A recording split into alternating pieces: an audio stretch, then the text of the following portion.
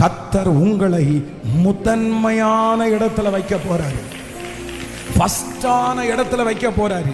இன்னைக்கு நீங்க பின்தங்கிய இடத்துல இருக்கலாம், இன்னைக்கு நீங்க பின்னாடி கிடக்கலாம், இன்னைக்கு யாருமே மதிக்க முடியாத அளவுக்கு இருக்கலாம், இன்னைக்கு எல்லாருமே உங்களை தேற்றுகிற அளவுக்கு இருக்கலாம், உங்களுக்கு உதவி செய்கிற அளவுக்கு இருக்கலாம்.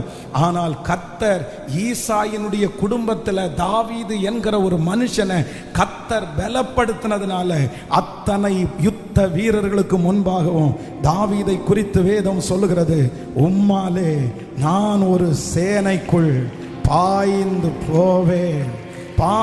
போவேன். நிறைய பேர் தயங்கி நிற்கிற பிரச்சனையில நீங்க தாண்டி போவீங்க. நிறைய பேர் பயந்து கொண்டிருக்கிற அந்த காரியத்துல கர்த்தர் உங்களுக்கு புது பலனை கொடுத்து அந்த பிரச்சனைக்குள்ள நீங்க தாண்டி போய் ஆமென், கர்த்தர் உங்களுக்காக வைத்திருக்கிற அந்த ஆசீர்வாதம்